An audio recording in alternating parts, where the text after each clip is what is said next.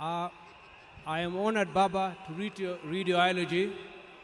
May the Lord give me peace and give peace that transcends all understanding to us, your orphans. Raila Odinga is truly a once-in-a-generation leader, a man whose ideals transcended politics and whose legacy will shape Kenya's destiny for generations to come. President William Ruto announced the demise of former Premier on 15th October 2025. On the 15th October 2025, the mortal journey of the Right Honorable Raila Amolo Odinga came to an end. But his spirit is immortalized in the story of a life that began on the 7th of January, 1945. For 80 years, he embodied resilience, boundless optimism, a will to test limits, ventured into new frontiers and imagined new horizons, all in a steadfast love for country. He was a leader who never wavered in his belief in the good of his people.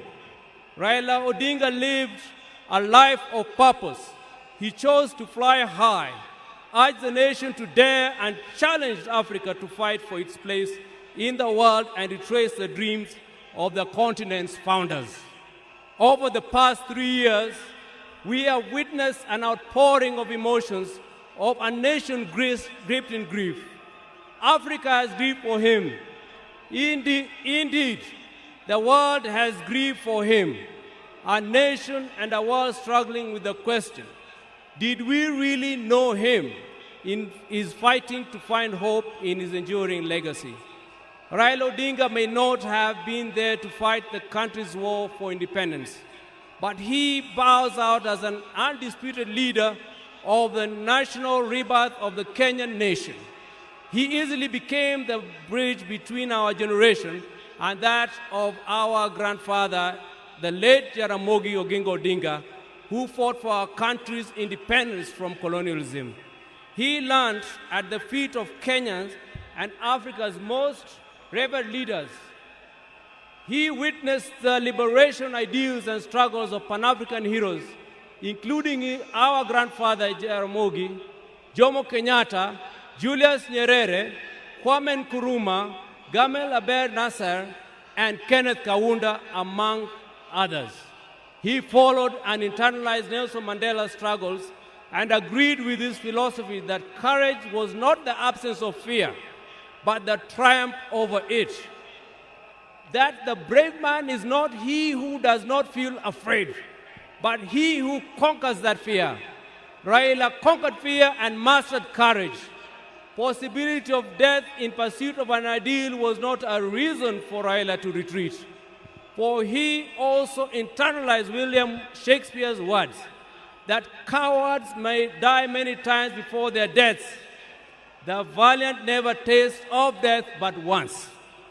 It is from that perch that Raila began his own long walk for freedom and liberation, applying himself to the cause as a debt owed to past and due to the present generations.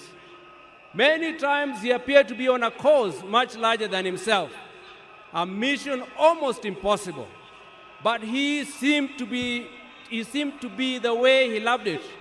He gave his life for it. In emulating the giant steps of Jaramogi Oginga Odinga, our grandfather, and the spirit of selflessness that ran deep in his heritage, Raila Odinga, just as his father once declared that he could be no freedom for the release, without the release of their leader Jomo Kenyatta, proclaimed Kibaki Tosha, a declaration that propelled NARC to bring an end to KANU's 40-year rule. This defining act was emblematic of the man himself. Raila Odinga was Raila Odinga. He never cared what others thought about him or his actions. He cared whether people bought into his vision and mission. Once he felt he had the mandate of the people, there will be no turning back. In the process, he became Kenya's ultimate political prisoner and one of Africa's best-known freedom fighters, a dedicated and down-to-earth servant of the people of Kenya. a headache to the corrupt elite, and a beacon of hope for those struggling for freedom, not only in Kenya, but across Africa and beyond. Generations to come will honor him and offer gratitude. Raila Odinga cared deeply about Africa and worried eternally about its decline.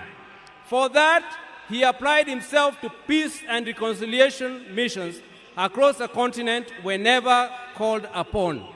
During the 90s, he worked closely with the International Republican Institute as a resource person for peace and conflict resolution in the then war-torn countries of Mozambique and Burundi, and offered similar support to peaceful electoral processes in Nigeria and Zimbabwe.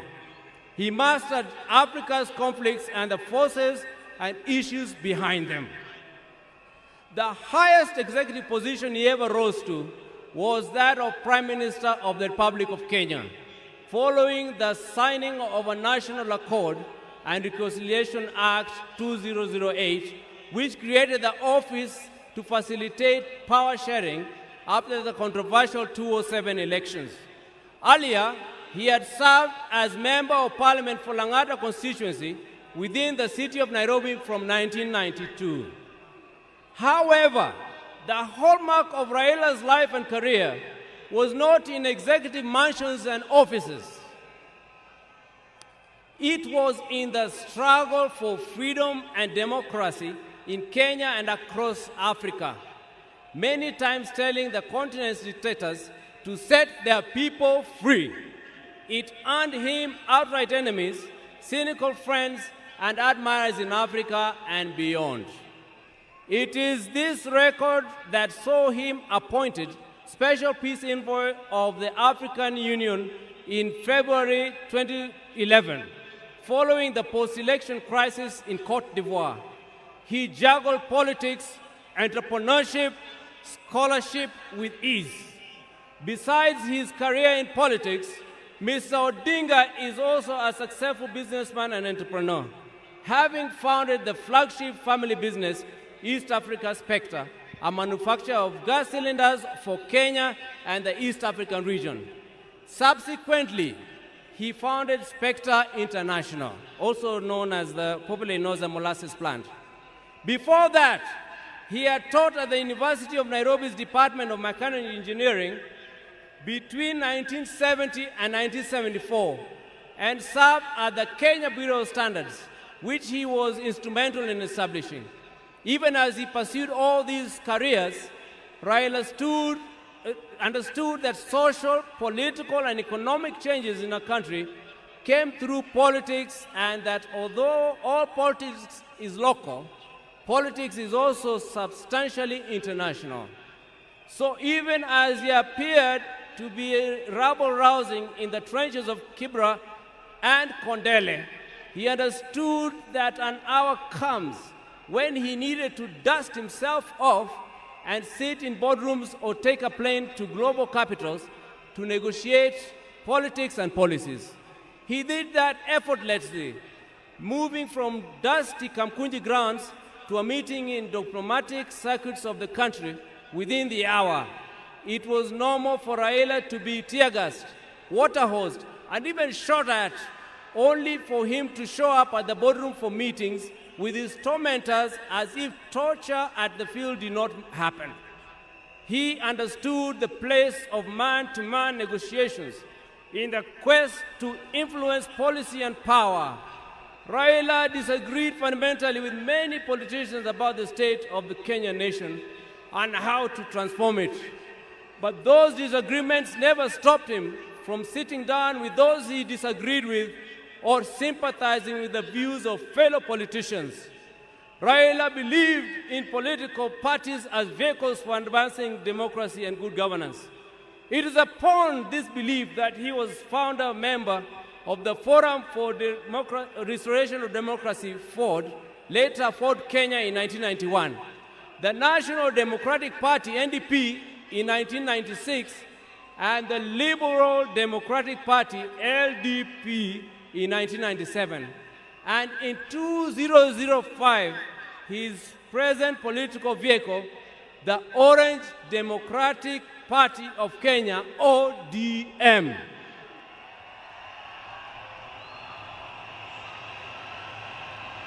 In 2013, he led his party into coalition with other parties to form the Coalition for Reforms and Democracy Code, on whose ticket he ran for president.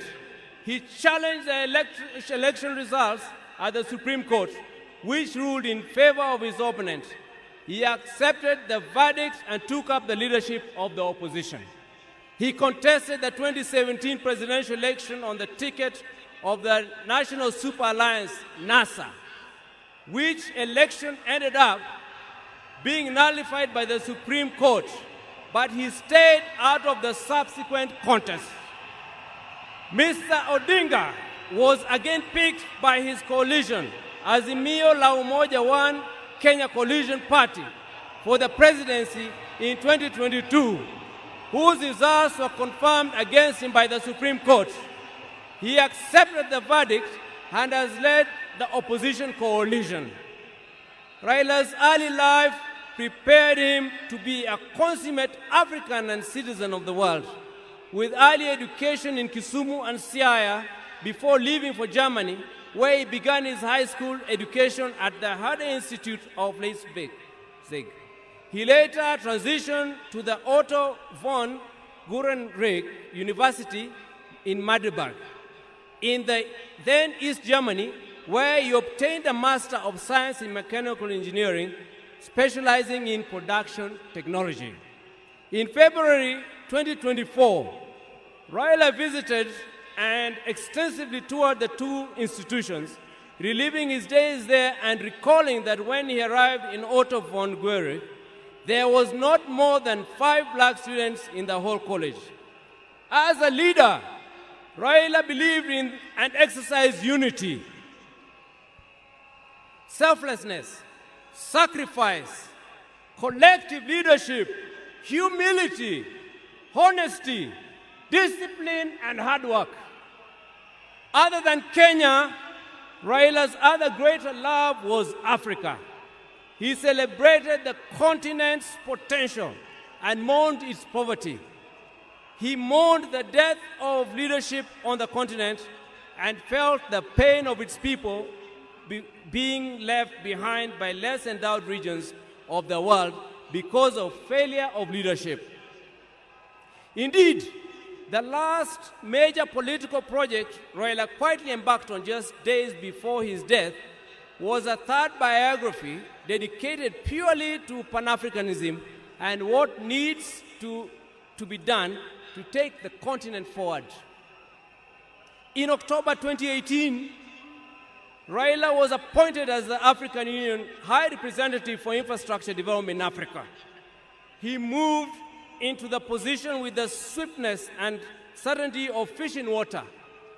He named the continental highway networks corridors, railways, and airports as if they were in Kenya. He was at ease with Africa's trade deficit figures in comparison to other parts of the world. In politics, Raila communicated the importance of reconciliation, forgiveness, and putting country over self. He forgave his jailers and worked with them to move the country forward. He emphasized that building a progressive country demanded leaders rise above anger and desire for revenge. He also believed strongly that preservation of a nation requires the triumph of pragmatism over ideology, that when the nation is under extreme threat, leaders must embrace extreme compromise. He believed power was not an end, but a means to an end. It should be used towards the desired end.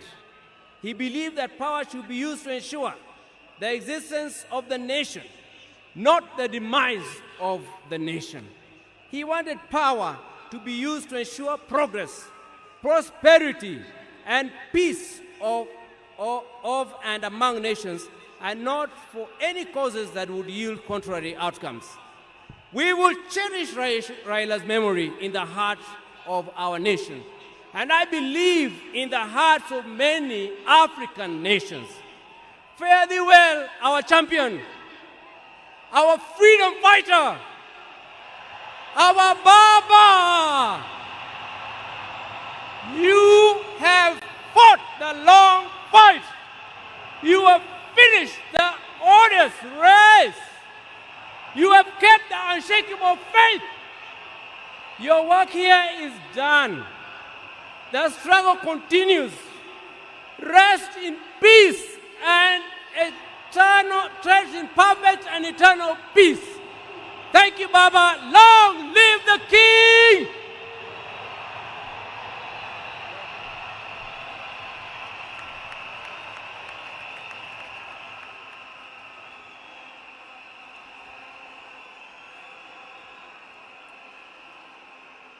Thank you. Thank you very much. We are going now to receive the following family members to eulogize their father, Winnie Odinga, Raila Odinga Jr., Rosemary Odinga, and later on, Mama Ida, and Mzee Senator Dr. Oburu Oginga will close that chapter on the family tributes. Karibuni.